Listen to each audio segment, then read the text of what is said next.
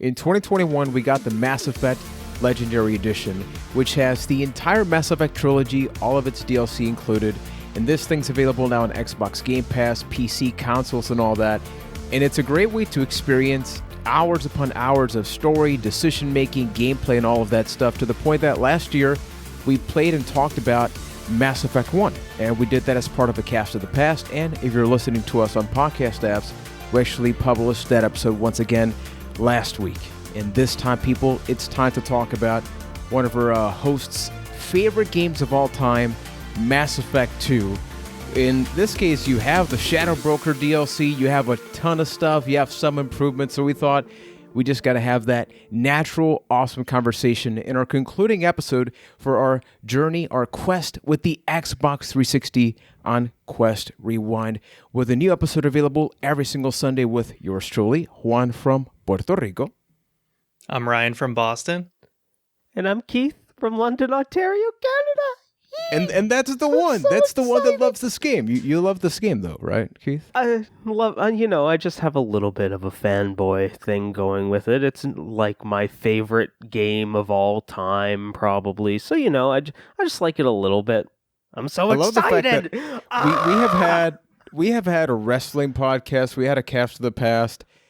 I remember you telling me this, and dude, when the hell did Mass Effect 2 come out? Even back then, you just wanted to have like a deep dive into this game, and it's taken until 2022 to make that happen. I always talk about Mass Effect 2. It's just on my mind constantly. I love this game so much, and it's been such a joy to go back and play it again. All of the KOTOR thing that failed, going through Mass Effect 1 again, it was all worth it. It's okay. It's all worth it because we're here, baby. Mass Effect 2.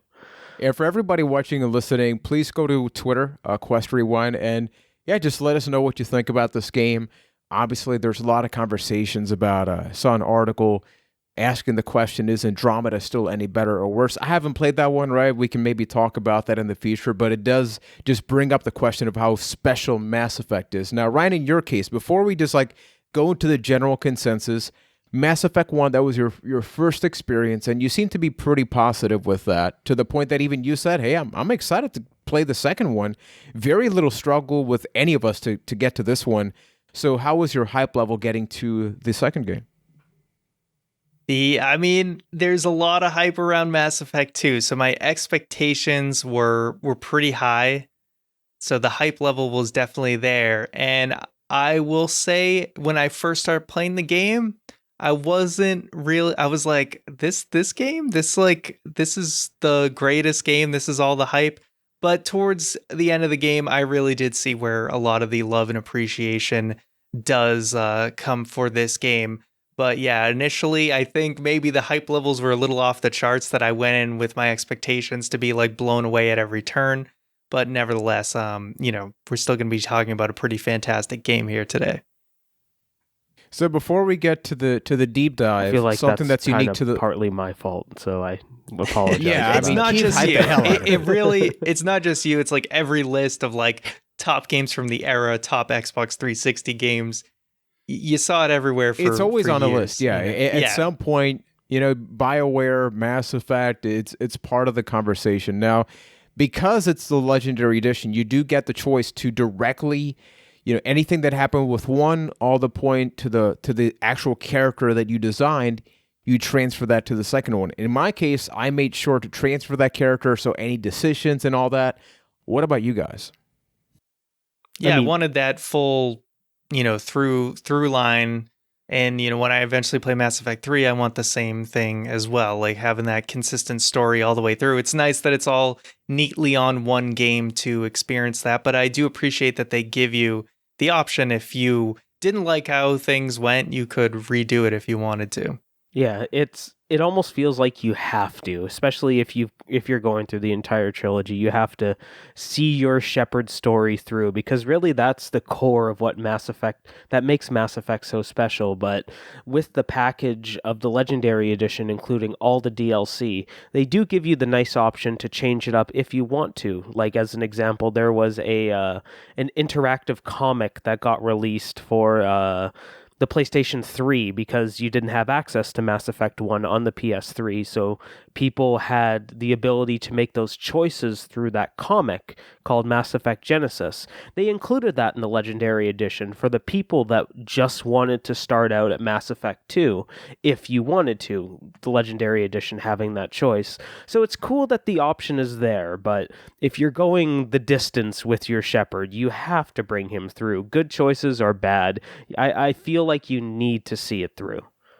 But the fact that they even included that, which I didn't know that they did. I knew that for Mass Effect 2 on the PS3, there was that big controversy of how do you continue a story when you haven't had the first game on the console? And I think that was a great way to do it. But it also just brought up how awesome it is for a game to really, and, you know, people, there will be spoilers. It is impossible to talk about this game without spoilers. We'll be given our general impressions, but then as the combo gets deeper, we will be having that. But it's cool to see a game where there are things that you say, oh, wow, this character wouldn't even be here if it hadn't been for some decisions or not. And with other games, you know, you have the good endings, you have the bad endings, or you have the perfect ending, but then a sequel comes out and a developer has a decision to make, right? They can't just have every game start out with the 20 different variations. So usually they'll say, well, for the sequel, we went with this ending, kind of negating any decisions you made. Yet with this one, it truly is tied from the Citadel and everything else. It does feel like, wow, so this is not the result of Mass Effect. This is my result, right? These are decisions that I made. What do you guys think about that in the general sense of the game? I kind of both agree and disagree with you. I think there are two important ways to look at Mass Effect 2, and I think this really stands out of the trilogy. You really need to think about it from these two standpoints the most out of the three games. There's like big universe story, and then there's your Shepard story, right? Because if you're talking big universe story, everybody gets the same ending. You're either choosing, you have one of two choices that you're going to make. No matter what decisions you made in Mass Effect 1, you still ended up killing Saren. So everybody starts from that same point. But what makes it so special is the things that you did along the way with your Shepard. Like, everything still kind of goes the same way in Mass Effect 2, regardless of your choices, from that big universe story standpoint. But the character interactions along the way, the decisions about loyalties and who you side with, like, that's the really special thing about Mass Effect and what makes every single playthrough so unique. The ability to have all of those little things different in every playthrough depending on your choices. Keith said it. I don't have much more to add to that, to be honest. I think Keith said that pretty well. Yeah, absolutely. And sorry, I think does about it a lot. That might happen. It's almost like you obsess over it. But that's the thing, that there's two conversations about Mass Effect. One is the overall story, which, Keith, I would love for you to summarize that in a little bit. But then there's the actual reason you play Mass Effect, which is the decisions within that story. If you were to summarize, it's you're a good guy, you got to take down the bad guys. That is what the game is in its core essence. And you got to get good to get them down. But then how you go about doing that, whether it be bad or good, or the relationships, or how ready are you for a mission, despite the fact that you can technically do it very early on, kind of like Breath of the Wild and other games, that the choice is yours. If you want to have a crappy ending, or if you want to have a lot of bad stuff happen, you still get to the end and you get credit. So with that being said, Keith, what is Mass Effect 2? Mass Effect 2, it takes place a few years after the events of Mass Effect 1. You, Shepard, know that the Reapers are coming, and you're basically trying to convince the galaxy to get ready for this. There's a bit of a time jump at the beginning of it, because you actually die. Your Shepard just gets iced by the collectors, which end up being the main antagonists of the game. And yeah, it's a way for the galaxy to kind of move forward in time and have that time jump, and for your shepherd to reset to 0 so the entire game doesn't have to weigh on those Mass Effect 1 choices. But you're tasked with assembling this team to go through the Omega 4 relay, which is the home of the collectors, and fire that first shot against the Reapers. And the entire game is built around you building around having the best possible team to do it. You need to scour parts of the galaxy to find the best of the best, recruit them, make them loyal to the cause, and then just go, baby. Go through that Omega 4 relay. And you got to solve a lot of problems, a lot of personal problems along the way, right, Ryan? Yeah. That's, it's funny how everyone's got their baggage that needs At the cleaned same up. time, think, hey, Shepard, world's coming to an end, but hey, I got this beef with a family member. Yeah. My dad did some bad things. We need to go do my dad dirty.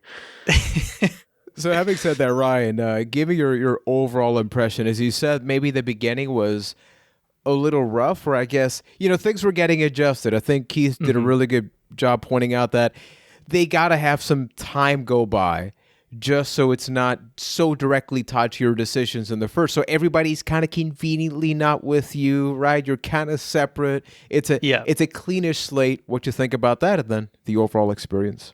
Yeah, I mean, with that aspect, there's parts I liked and there's parts I didn't like. It's kind of like I had a little chuckle when basically Shepard dies and you can just make him look however you want again and redo the stats, and you're like, okay, this was an excuse so that you're not married to whatever stat decisions you did in the first game. So fair enough. But I did like how you are separated from all the characters, and it takes a while for you to find all your crew members from the previous game, and not necessarily all of them either want to join you or they kind of found their own thing that they're doing now. So I thought that was really cool. It was kind of almost like Empire Strikes Back-y, where everyone's kind of separated, and then you come together with at least some of them at the end, which I thought was cool. Overall, I thought it is a better game than Mass Effect 1, but there's definitely parts of Mass Effect 1 that I enjoyed more. My probably biggest criticism of this game is that it feels more like formulaic to me than the first game, where I felt like the story of the first game is unraveling, and this mystery is unraveling as you go, and I feel like there's kind of cool, important decisions along the way. Whereas this game, it was kind of you figure out what's going on, you recruit a bunch of people, you have a midpoint story, you recruit a bunch of more people, and although the side missions and stuff are a lot of fun, I liked when you kind of stumbled into crew members along the way, instead of the fact that I know I'm going to seek out this person to join my team. So it's a little less interesting when, where last game, when we talked about Mass Effect 1, Tali, Juan never even found her to recruit. So, it's kind of cool that I just stumbled into this character and ended up joining my team. So that aspect was missing a little bit, but overall, the quality of the missions and everything is definitely above and beyond. And of course, you can't beat the finale of the game. Yeah, I do agree with you there, because this game becomes a little more level based, let's say, than Mass Effect 1, because like you said, you know you're going to the planet map, you're going to recruit the convict, so then you are going to go through the series of hallways and gunfights that lead you to the convict, and then you're going to end up back on your ship. It is very level based. And even to the point where going on to planets and exploring them, they took all of that openness out of Mass Effect 2 that was in Mass Effect 1 for a more refined experience. I feel like part of what they did, because I'm going back to my original experience with Mass Effect 1 and why I stopped playing it, is the Mako and a lot of stuff, and you could tell the developer said, I got you, fam. You don't like any of that? Gone. We're not changing it. It's just gone. And there's some stuff that they replaced it with, right? But then you are left with, essentially, you got to go somewhere. You got to build the unit, and that's it. The story takes such a back turn because what I loved about the first game story was getting approval, getting recognition, right? It's becoming the Spectre, but then what does that actually mean? And then the gritty areas about it. And here, so much of what the game is about is unrelated to the main story. It's about the characters and the relationship that you build it, which is a lot better than the first, right? I think that part is way stronger than the first. But at the end of the day, I feel like the suicide mission, I was getting ready for a mission because people say this is an amazing game. I didn't feel like the shepherd that I did in Mass Effect 1 as far as, hey, I have like, essentially all these people behind me. No, we're kind of like a rogue. And then there's the elusive dude that's kind of by himself. And then I guess I work for him, but he's not really too trustworthy. And I felt like I needed more of that trust. Too much of that bond was missing for that. But then on the flip side, the gameplay is amazing.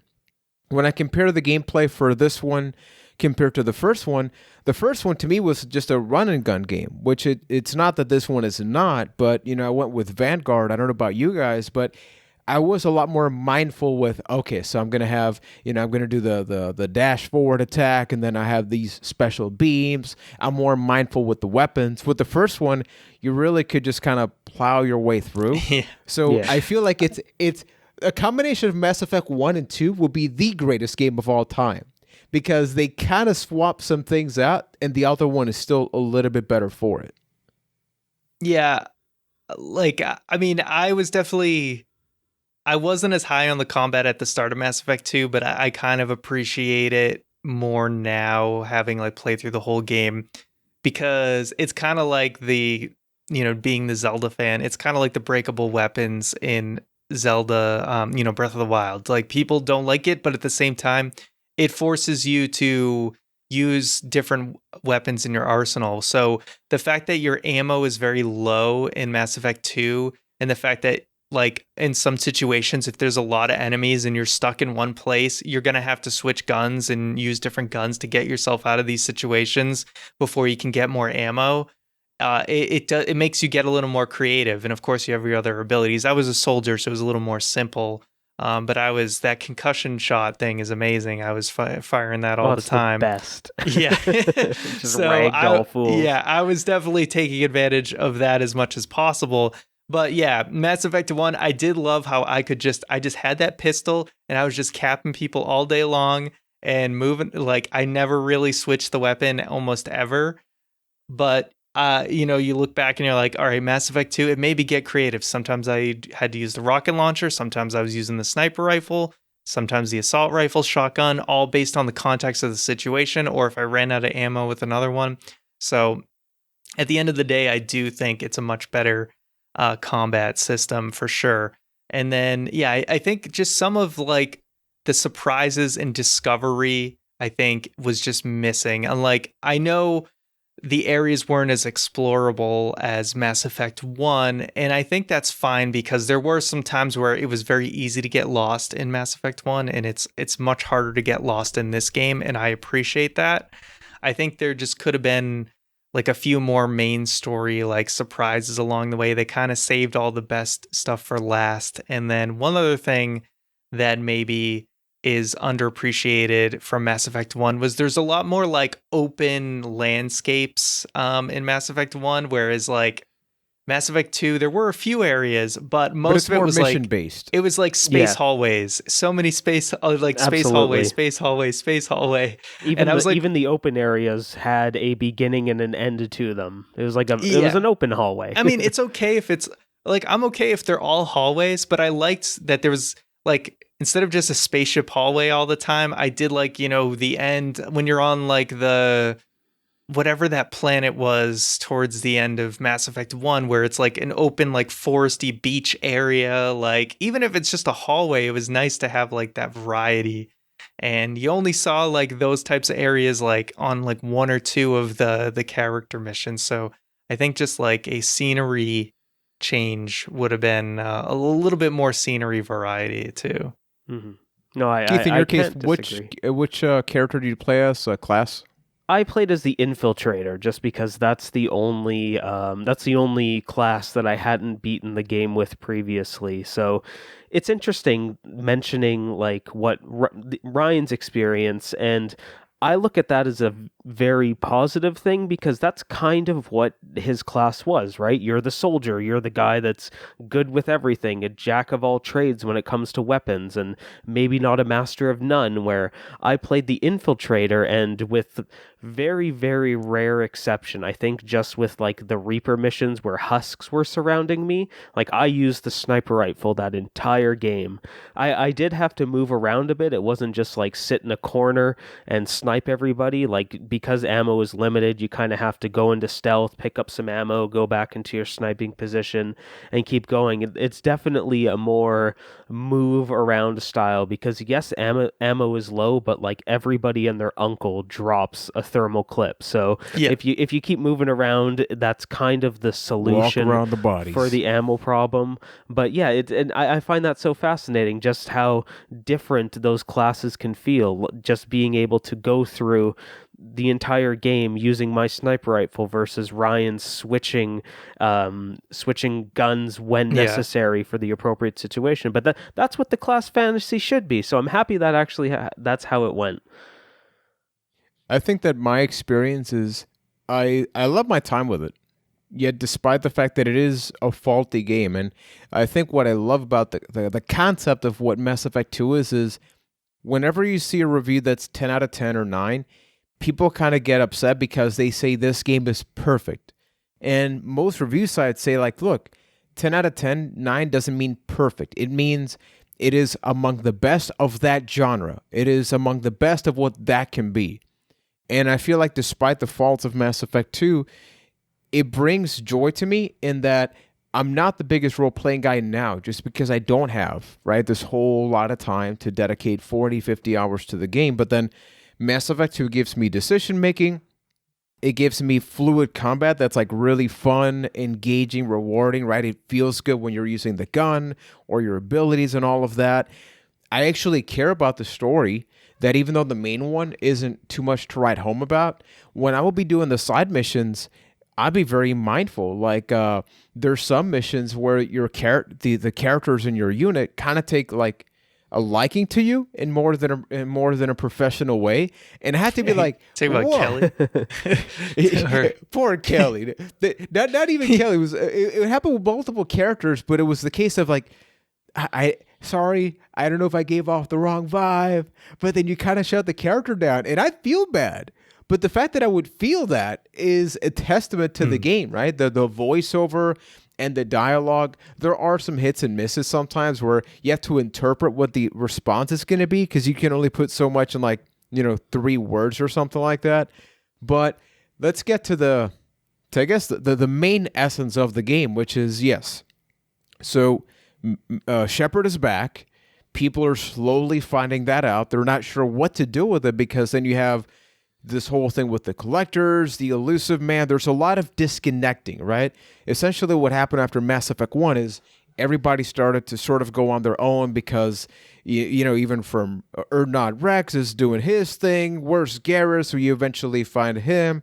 And it's about Shepard kind of putting the glue back together and saying, despite that, we got to get shit done. We got to go over there and build the suicide mission, to the point that the game makes it very clear that it is about getting ready for that. Ready can be your unit, it can be building your loyalty, it can be upgrading the ship. And personally, I enjoy that, like going to the different planets, and it's such a insignificant mini game, trying to find the resources, and you throw the thing out and then see what you get back. And then I just thought it was like a very cool thing. I'm curious, Ryan, because obviously Keith is the exception to the rule, which is how many times you've played it. What was that gameplay look like for you? Because it's very obvious that this is the game now, right?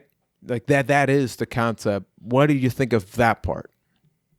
I enjoyed it. Like I said, I did feel it was like a little formulaic if you stick to like the main mission of like the majority of the time you're just seeking out to recruit another person, but there's definitely still a few surprises along the way, and the actual missions to get these people and to do their personal baggage missions can, there's some that are great, there's some that are not as great, but they're all very different. None of them feel the same, and there's a lot of cool moments from them. So I enjoyed it, and I did also enjoy, like, I spent most of the time upgrading like my own weapons and stuff. I only did a little bit on the ship upgrades, but I liked that the option was there. And so, I largely ignored the like assignments, the ones that aren't like the main missions or whatever. But one that I did find cool that I was like, I have to at least do this, was to go to the original like Normandy crash site.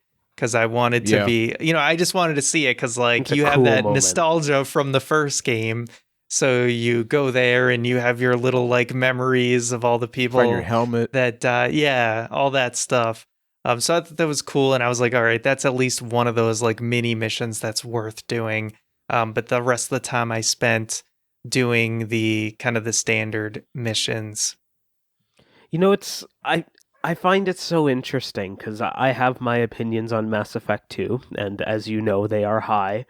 But listening to you guys talk, I'm really understanding what I love about this game so much, truly, because I don't disagree with anything you're saying. Thinking about the gameplay and the missions and the loop of it all, it is very formulaic. There's no doubt about that. And even though the characters are so different at like a very, very, very large scale, they're pretty formulaic as well. Like, oh, you got the bad guy, or like the bad person. You've got, the top of her class or graded everything. You've got the white bread mercenary. You've got your old crew. You've got, the assassin that needs to leave a little bit of good in the world before they go. They're all very generic characters, but I think Mass Effect, like the thing that really makes Mass Effect 2 special for me is the interaction with those characters, the being able to talk to them and interact with them and see the emotions as you go through your mission and really understand and learn them and have all of those small intricacies with them. That's what makes that game so special to me, and the gameplay is the thing that pushes that forward.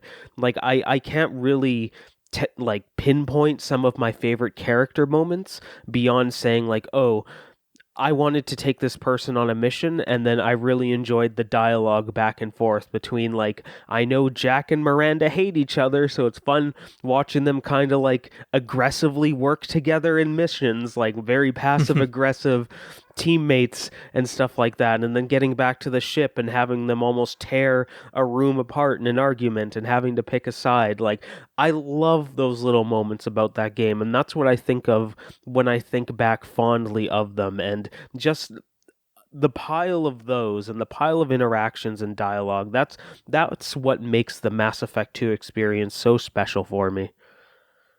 Same here. It's the little things. Ironically enough, right? It's a game about the galaxy, about the universe, but hey, I just care about this one relationship, where I care about Kelly caring about me and seeing how that develops in interesting and very forward ways. It's the one thing like, hey, are you okay? I love you.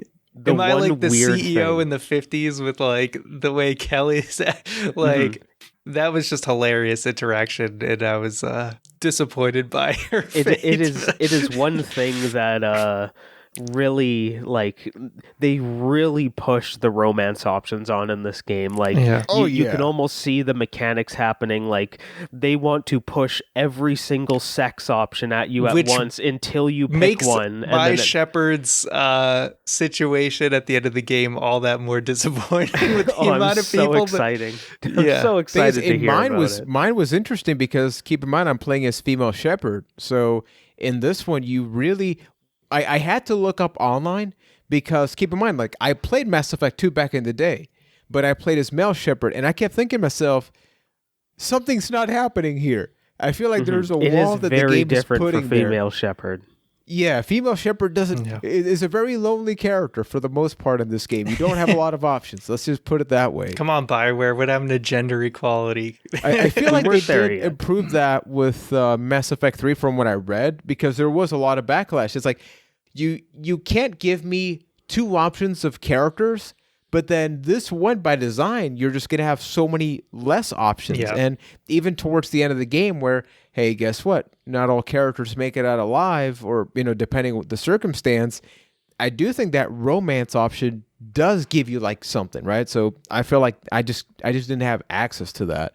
Now I'm curious if the question was, which character did you most enjoy either recruiting or doing their loyalty missions? Like, talk to me about that, because I have a lot of memorable experiences with that.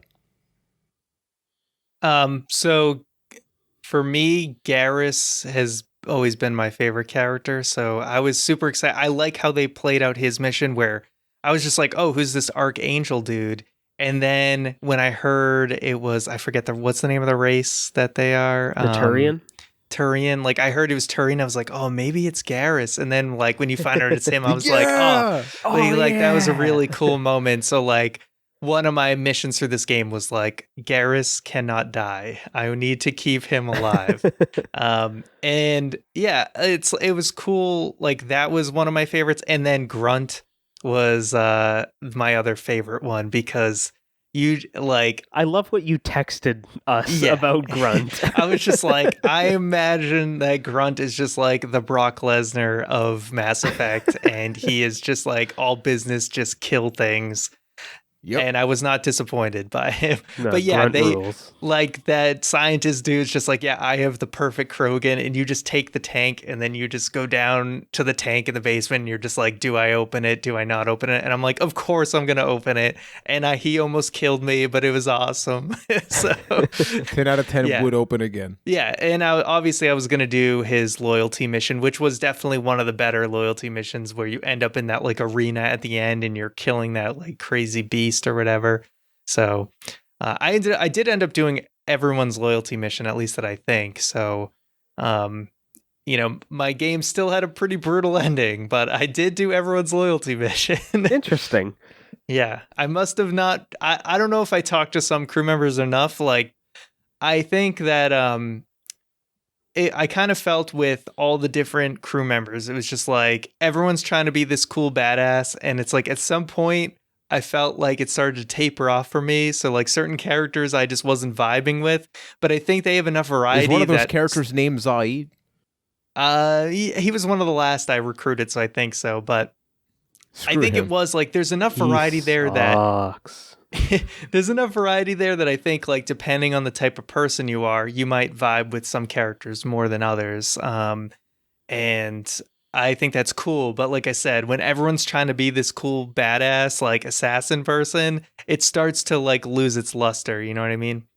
Yeah, you definitely pick your favorites, and like the collective is that there are there's like A tier people and there's B tier people, and everybody kind of agrees on that. And for me, I think if I had to pick one, and it's so hard to pick one, I would have to go with Morden, just because I consider him to be the perfect Mass Effect character, because on the you get whatever you put into Morden, you get back. Like, on the surface, he's this fun, very fast talking scientist that you talk to him enough, he does a fun song, and then you move on with your game. Oh, did you not hear that? I'll have to link that to you later. That's the thing, is I probably didn't talk to my crew members enough. But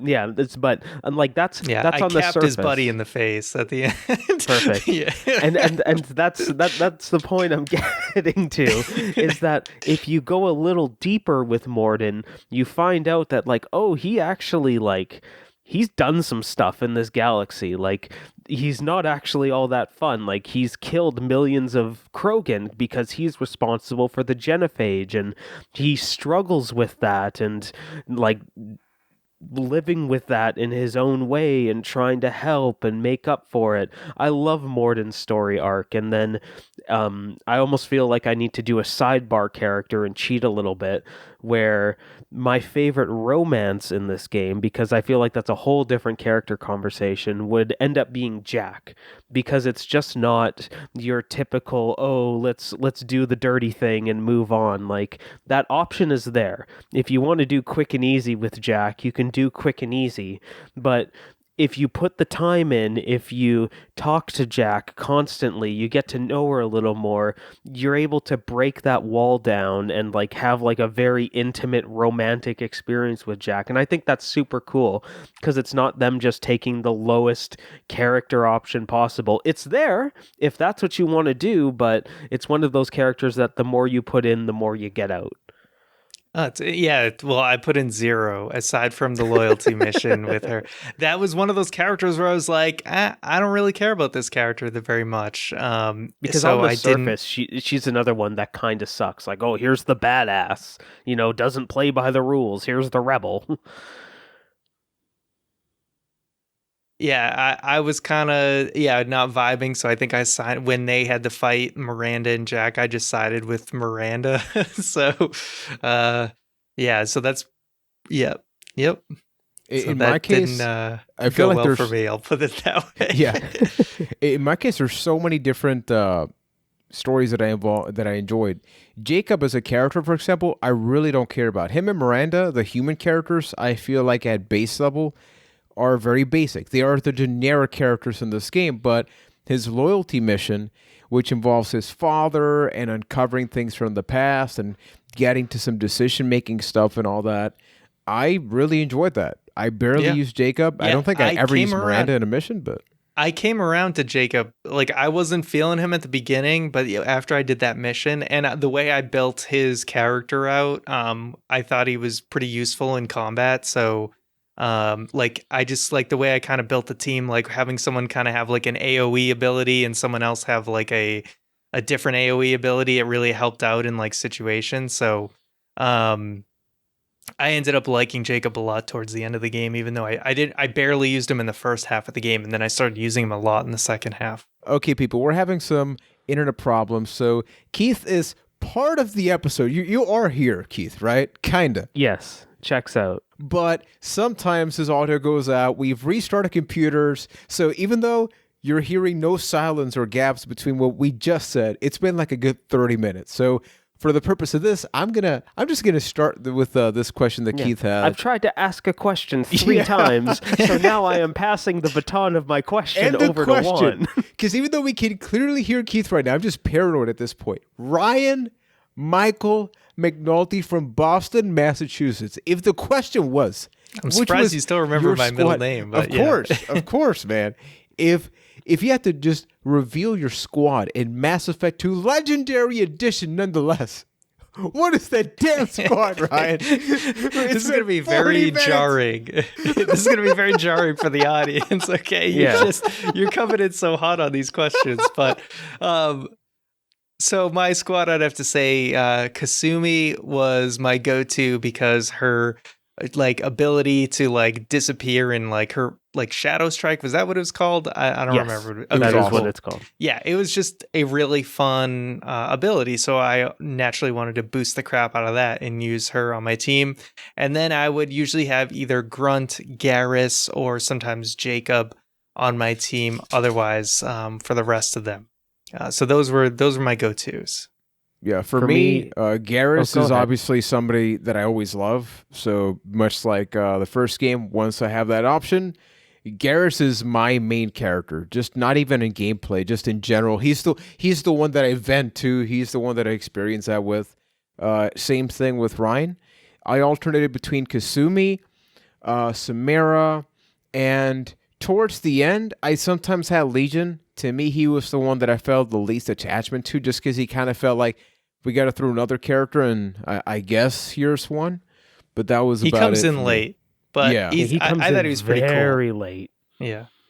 The whole concept is really cool. Even the name Legion and how that comes up, I would have rather have that happen earlier, because I think that it makes for an interesting story, and they didn't tap enough into that. Okay, Keith, What was Yes. your squad? What was your My squad? go-to squad in at least this playthrough, it was Jack and Grunt. It was just forward offense, go, Aggression. go, because there was Ruthless ruthless aggression on my team because I was playing the infiltrator, so I would sit back and snipe and let Jack and Grunt just barrel through people. Like, I would just have to catch up to their destruction and chaos, and that's what I love about this game. The fact that, like, I don't know if you guys are aware of this, but Kasumi is a DLC character. Like, she was released like long after the game had come out, and every time I go back personally and play, it's almost like a novelty of being able to play with Kasumi.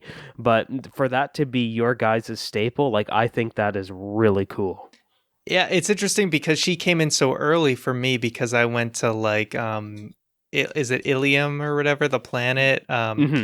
Like that was like the first planet, one of the first planets I went to aside from like Omega, where like I got Garrus as Archangel. But so I did like everything there, and like her like it was like I recruited her and did her loyalty mission like right away at the beginning of the game.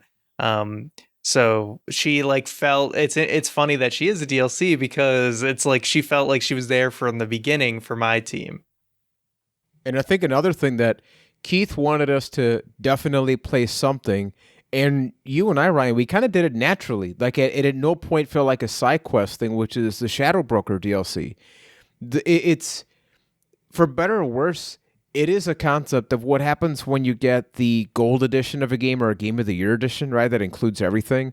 Sometimes you get a bunch of weapons. That's game breaking because you get weapons at the beginning of a game that are far too powerful. In this case, maybe Ryan played the vanilla version of the game back in the day. I play this one, and I assume that Kasumi and the Shadow Broker missions are just part of it, and it's not. I loved it, and personally, I think the Shadow Broker mission, you can tell more love was put into it just because the structure of the mission and the story was like it wasn't a side quest. I thought that was the main story. I hate how it kind of just ends, and then it's kind of like Liara's doing her thing, and then she never really talks to you when you visit her. She's just happy to have you And then there. you could just read some like text messages, like some intimate text messages from Miranda. Like, do you or realize whatever? how far I traveled to be here? And all you got to say is, happy to see you, Shepard. It's like, shut up. Yeah. So I thought the Shadow Broker stuff was amazing, but I had an inkling that something was up when like the boss fight where the lady who moves around like crazy, I was like, this is so much harder than anything I've done like up to this point. And I was like, and then when you told me it was DLC, I was like, okay, that makes a lot of sense why this was like more difficult than the other missions I was doing. And I did it pretty early on because, like I said, I did like all of the Ilium stuff like at the same, like I just went through everything you had to do on that planet at once. So I was like, whoa, this was like pretty tough for something I was doing pretty early on. But yeah, definitely a lot of love put into it. You have like that whole car chase sequence and stuff. So it was really, really cool. Yeah, when in previous episodes on this quest, I talked about just how during this generation, downloadable content really picked it up a notch. I was talking about Lair of the Shadow Broker for the most part because there's a lot of good DLC in Mass Effect 2. Like Overlord, I think, is fantastic and kind of screwed up. Kasumi being a character, and Shadow Broker just... think of, like, you did have to pay extra for that experience, but I think it was worth every penny for everything that it added to the game. Like the Shadow Broker boss DLC is awesome. Being able to go and look through those weird doctrines that that they had in that on that terminal afterwards, how you can see like the elusive man has the most insane sex parties that the galaxy has ever seen, like weird stuff like that. I found that to be awesome. And then not all of the DLC hit, but there was definitely some high peaks, and Shadow Broker being the highest. I would honestly say of the entire series, that Shadow Broker boss fight is my favorite moment of the entire series. Like how he kind of reads the person that you're with, like the third party member that you bring along, whoever you bring, he has a line associated with them for everybody different, and it's really cool. I recommend you go on YouTube and check all of those out. But yeah, just that whole I love the Shadow Broker. I'm happy you guys found it naturally. And that's one of the things that I love about the game, and I would love to just see a picture of the script, because every now and then they could easily have it so a character never talks, right? Especially the third character. It's like the second one or something, but there are some cutscenes where they openly reference the other one, even if it's for like a second. But it's nice because they paid attention to that detail. So many games is like the whole party's there, but magically only one character ever speaks out loud. Yeah. And here, even if it's one word, it's just that immersion piece. And I think this game does it so well, right?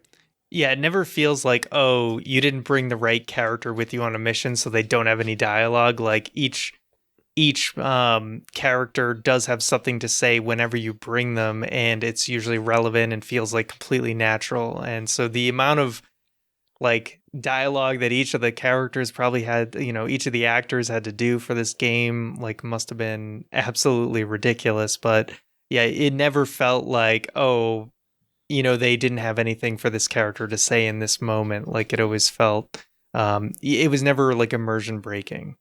Yeah, it's why I think the hallway sequences get a pass, just because there's so much talking in those hallways between all of your characters. It's like they started with the elevators in Mass Effect 1 and how they would have the back and forth on the elevator loading screens, and then just stepped it up a level in this one. That's very true. I didn't think about it like that. They did a great job of just including it more into the actual world, as opposed to here's an elevator. I guess it's the time to really catch up with everybody. And now getting to the main thing, which is the build up and eventually getting to the suicide mission itself.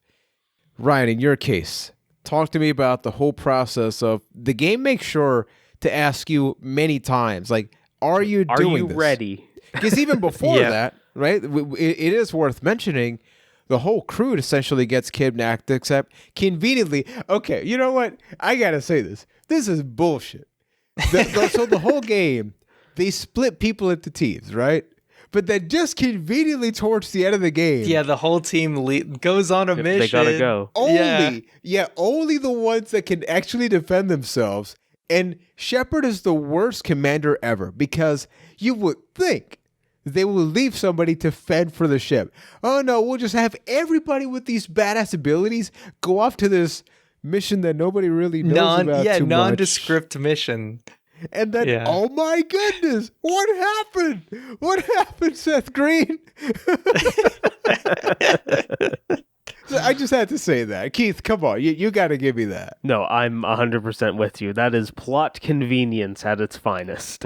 Yeah, I expected us to play that mission like that they went on at some, and then it was like, oh nope, they just came back, and I was like, oh wow, they really just needed an excuse for everyone to get all they probably just went to the Citadel and everybody took a night off or something, and then came back and it was just bad. Hey, Kelly, where are you at? That's probably what happened. But then that does sort of force you into either going to the mission or not, which I'm just going to say, Keith, you know what happened just based on what I'm about to say is I thought, hey, I'll go do like another 5 missions before I eventually get to that. No. I don't know. Okay, Ryan, in your case, did you immediately go to the mission after that, or? After the crew thing? Yeah. No, fortunately, because I couldn't find where Legion was. Like, I thought he would be down in like the engineering thing, or like Morden, or someone would be working on him.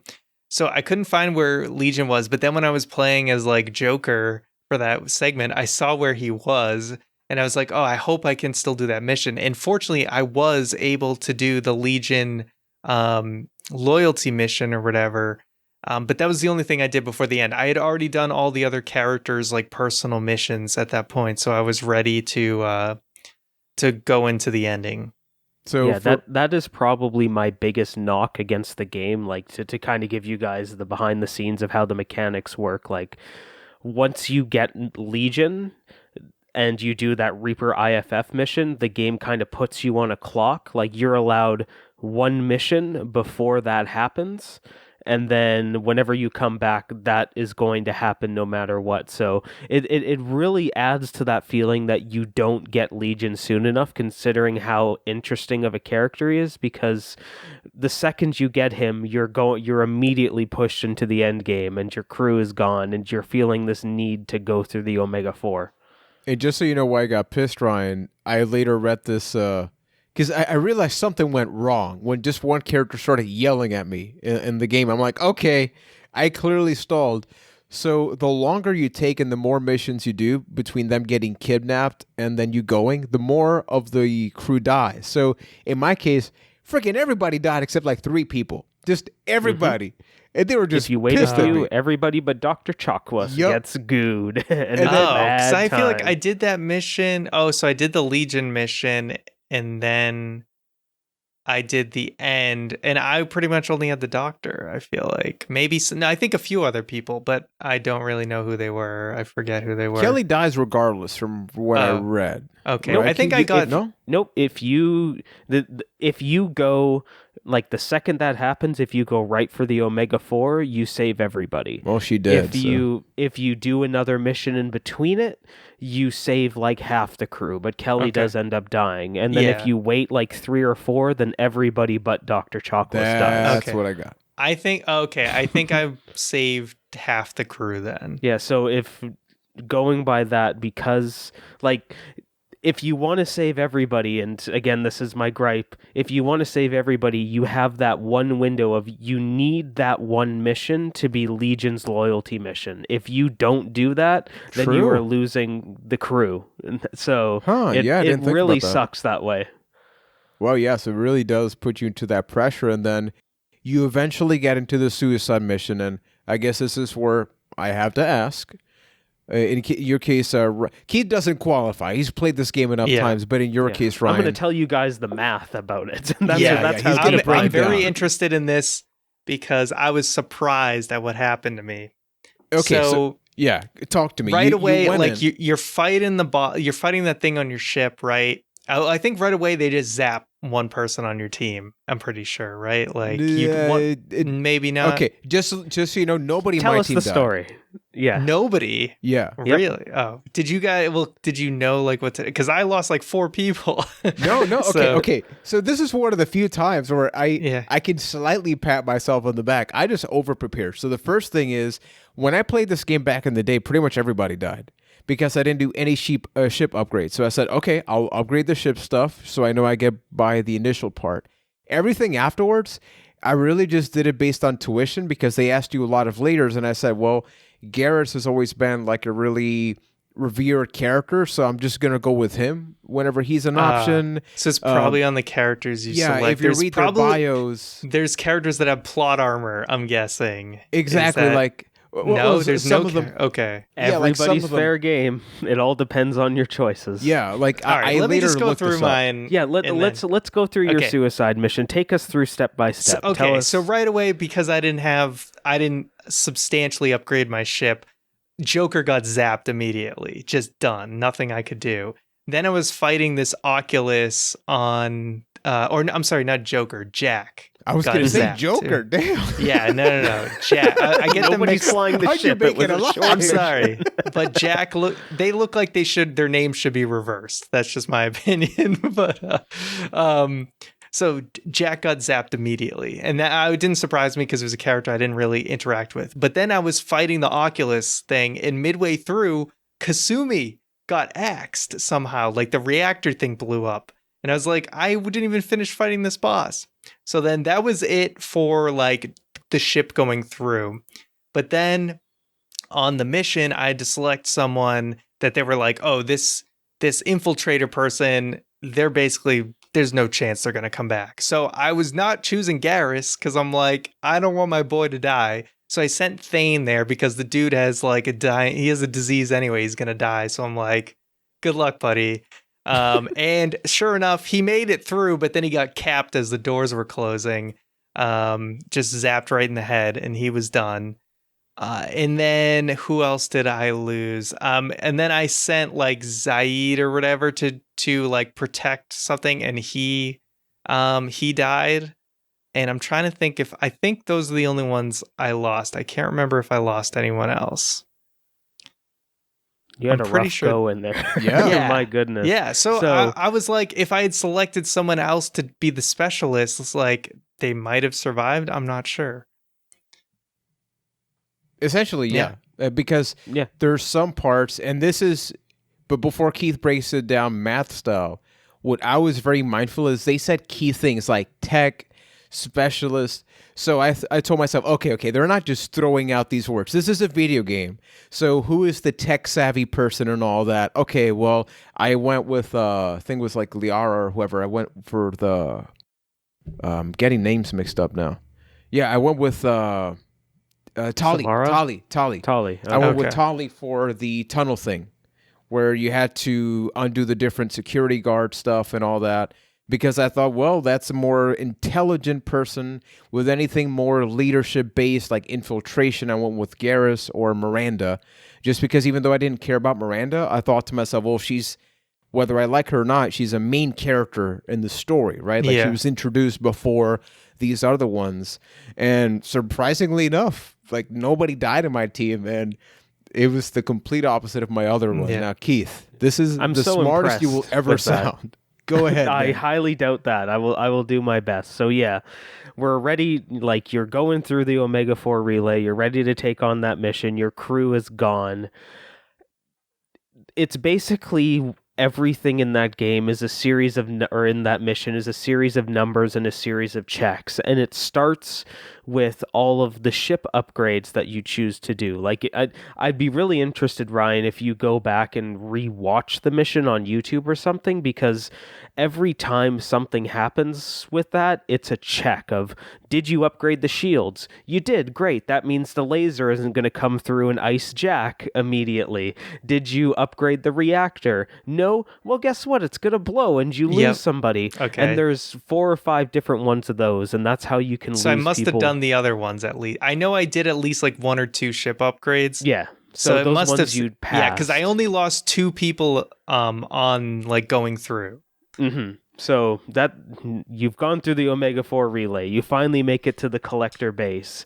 And then, it's every single crewmate is given a number. And that number is higher or lower depending on where their loyalty stands on your team. Like, there's a couple of instances where even though you did their loyalty mission, they might not be loyal to you, because they, like in those argument scenes that some of them have, if you side with somebody, you're going to lose loyalty points with them. So when you do that, it's taking away from that number. It's possible for them to survive, but it's a reduced chance. And then, everybody is given a number based on the scenario, because that suicide mission is like a bunch of little micro missions inside of it. It's a very stressful scenario from beginning to end, very much like a suicide-esque feeling. And depending on the roles that they are given, you are given a higher success or fail rate. So like Juan mentioned, if you're going to, like, they throw out those keywords, and if you send somebody that's more tech savvy through the tunnels, they're going to have a higher chance to survive, because there is those little cutscenes where they might die at the end of it. Like, because you sent Thane isn't a tech person, so you pass the mission, but his number wasn't high enough to survive, so that's why he got shot in the head at the end. It's the same with the biotic scene. If you don't pick somebody that's powerful enough as a biotic, they won't make it through. Your team will, but they get kind of taken away from the collectors. Samara for that, and I was fine, and she made it through. The game actually does a really big dick thing where Miranda's like, I can do this. You guys, I got this. I can do this. Miranda won't make it through that. So don't pick Miranda there. She dies every time, no matter what.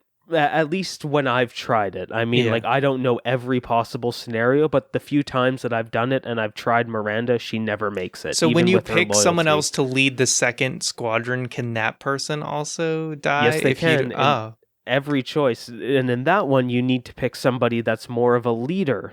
Because I So, picked Garrus to lead the second group, and he survived. yeah, exactly, because he's more of a commander, more of a soldier. And I felt like so, there's a lot of I had definitely this big loyalty points with him. Like, so I if feel you like, would have picked somebody like Tolly there, who doesn't exactly like a great commander, or like Samara, who's a lone wolf, she might not make it, or the crew might not make it. Like there's a tons of different options, and then as you continue, those like the values are subtracted every time you choose somebody. So if you pick Garrus for everything, Garrus isn't going to make it because he's like so quote unquote exhausted by the end of the suicide mission.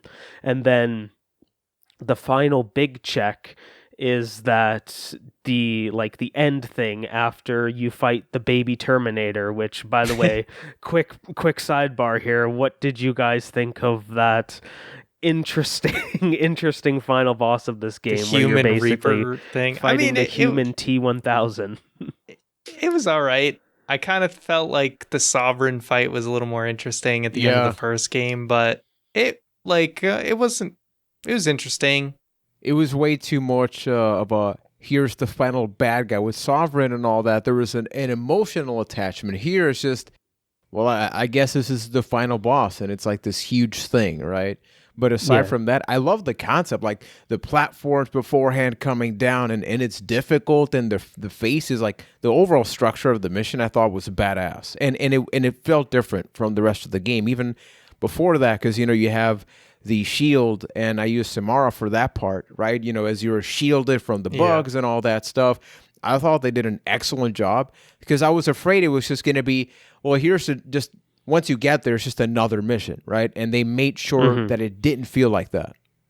Yeah, I really appreciate the fact that they kept almost the best stuff to the end, kept the choices and who's going to do what till the very end, and left it unique to the suicide mission. But yeah, my feelings on that boss are, I don't think it should have been there. It felt like they needed to have a final big baddie, and that's the only reason it exists, and it's kind of lame for that.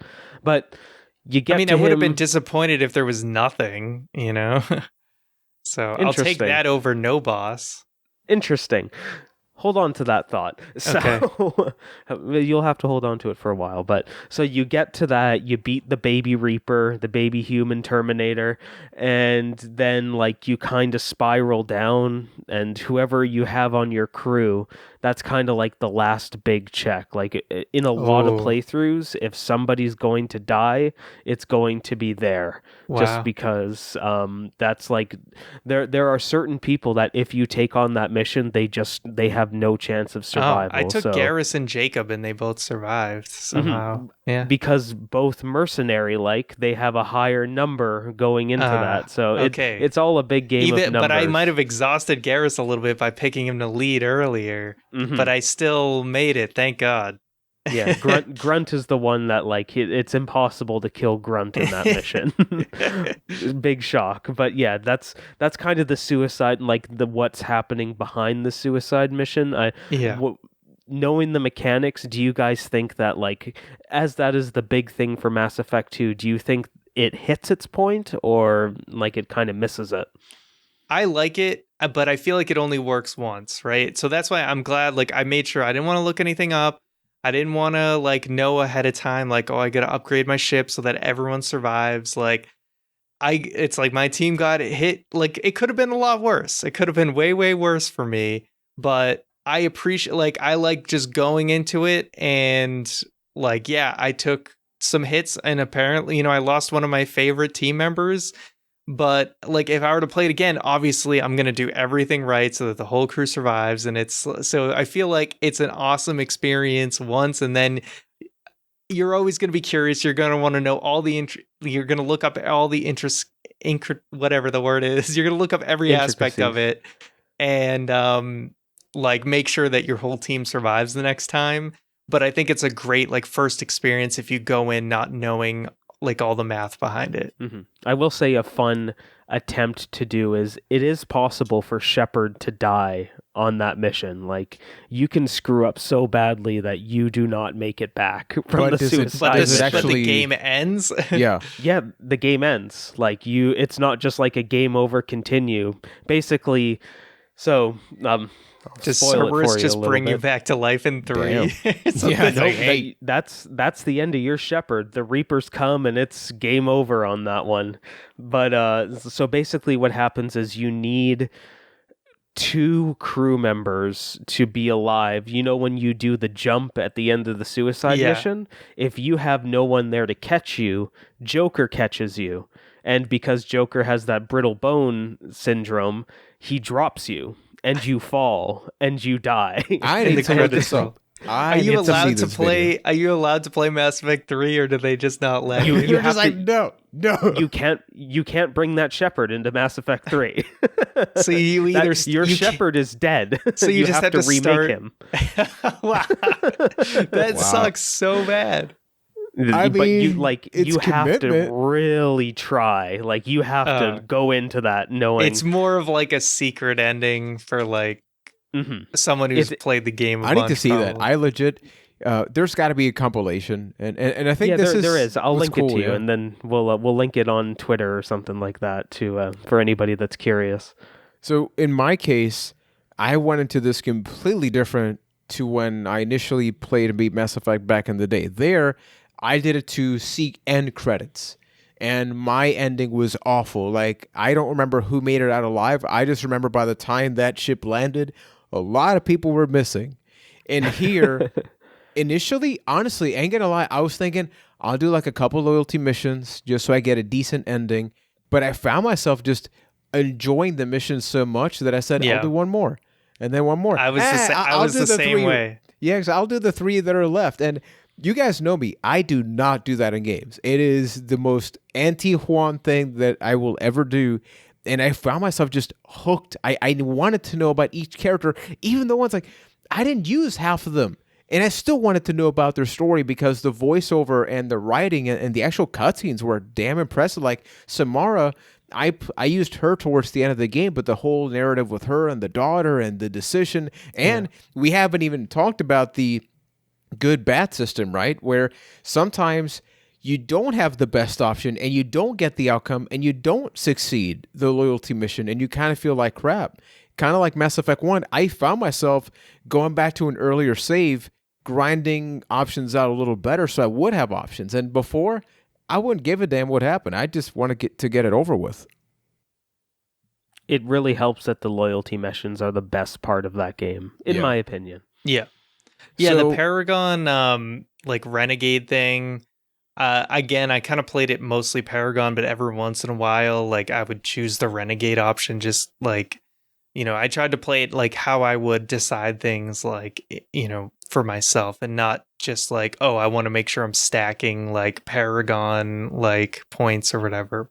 So it was nice, like, yeah, you play mostly Paragon, but every once in a while there's those moves where like you shoot a gas tank behind someone to blow them up just to give yourself an advantage. It's so satisfying when those prompts come up. Like, it's that one on, I think it's Ilium and Thane's mission where there's like a mercenary standing in front of a large window and the renegade option comes through to kick him out the window. You have to hit that button. There's no option. Even if you're Paragon, he needs to go through that window.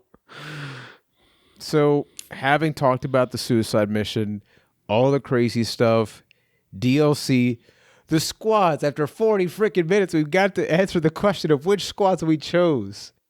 Ryan, Keith, and then yours truly. What is your final impression with Mass Effect 2, Ryan, after so many years of knowing about this game and knowing there's a third one? And look, I don't know how we're going to tie this into a quest or something, but we got to play Mass Effect 3 this year. It has to happen. We've covered the other two, so that's going to happen. Knowing that exists, what you think of this, and your overall impressions. Yeah, like I said, overall, it is a great game. You know, it has a little bit of a formulaicness to it, but nevertheless, like, that doesn't take away from what a fantastic game it is. And I appreciate the more dynamic combat that they introduced, even if it does take a little bit of adjusting from the first game. But yeah, it's a game that I could definitely see myself eventually playing through like the trilogy again, although we got to get to 3 first before I do that. Because it is fun, like to play it once just completely with no knowledge and then play through again with all the knowledge and being able to take things in a different path, play a different class, all of that. So I appreciate the replayability. So yeah, I'm excited to play the third one. I've heard a lot about the infamous ending and then that they changed the ending. So I have no idea what to expect. I'm just gonna once again do what I've done with the other games, is just go in blind and hope for the best. And I'm sorry, I need to sidebar again. Did you guys play the Arrival mission?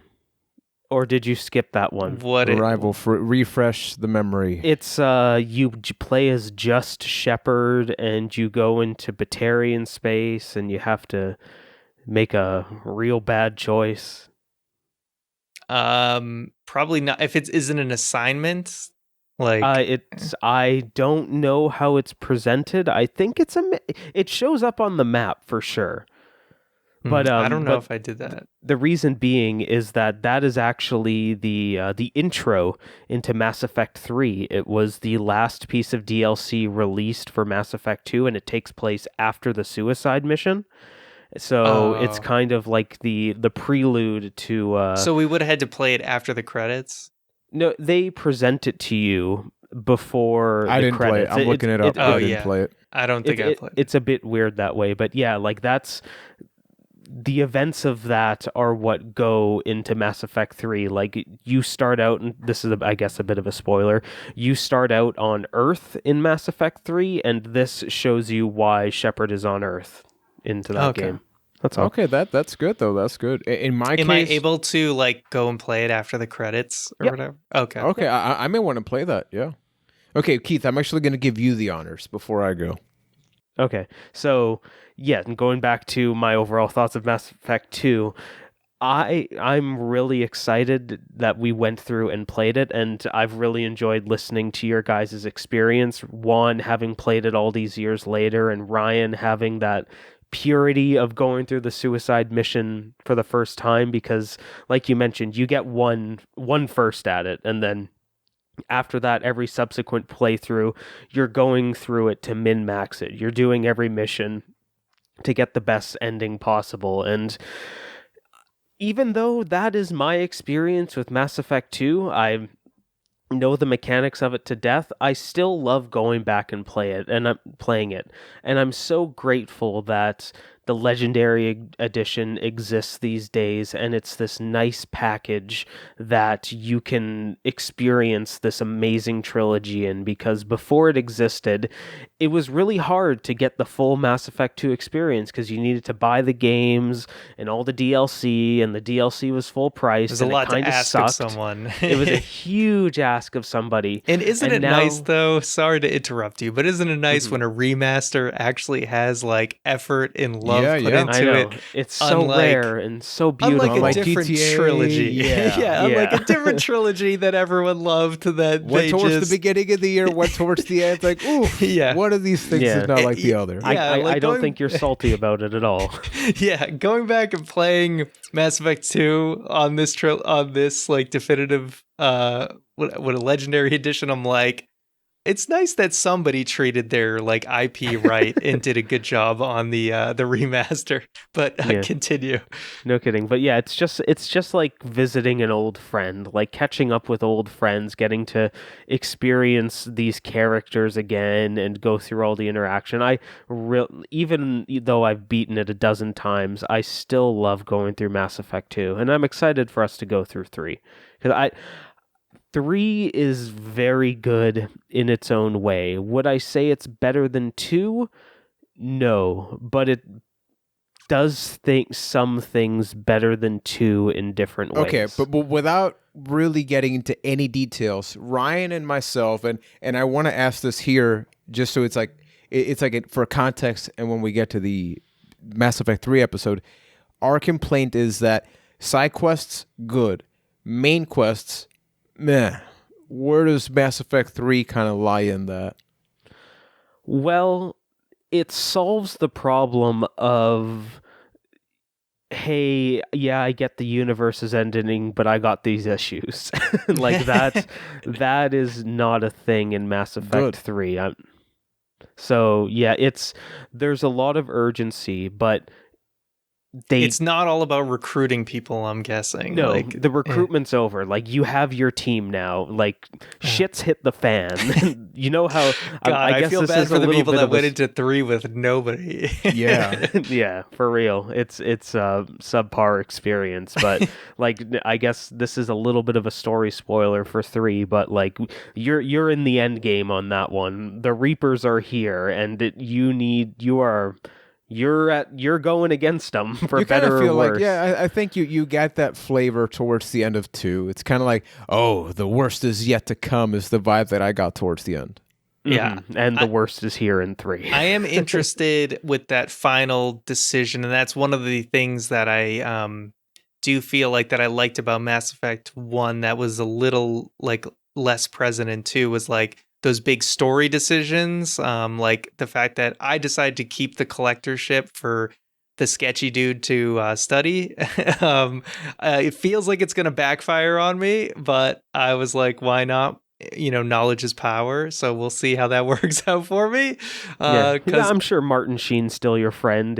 Martin Sheen's definitely not going to betray me. He's definitely probably not the King Reaper or something like that. I guess we'll have to see what happens. I have no idea. So, I just hope we don't have to wait till the the end of the year, because I forget stories easily, people. So at least the 4th quest. But before we get to the 4th, there is the 3rd. So this here, people, officially concludes our Xbox 360 series of episodes. We did 5 on the N64. We've done 5 here, and I think that this is our Xbox series of episodes. Exactly. And I don't think we could have ended with a better game. Despite some tech challenges, we made sure to make that happen. And we've had a lot of people write to us, we enjoy the format, we like this, or people that, would listen to a Cast of the Past, and they're also here. Thank you. And the best way to support is with that 5-star rating on Spotify. You can't leave like a full review, but you can rate, you can review on Apple Podcast. And as far as the next quest, because this episode's gone over long, so I'm going to summarize this part. Our next quest, we're not tackling a specific console. Instead, people, we are tackling a specific year, and that year is Mr. Hammy Ham. Which year is that? It is 2002. It is the year baby. 22. No, not 2020. we're not just covering 2 years. Yes. We are traveling back to 2002. AD. Whoa. Yeah. We are traveling back to the PlayStation 2, GameCube, Xbox generation. And Ryan, we had some struggles choosing a year. Why do you think this one stood out to us?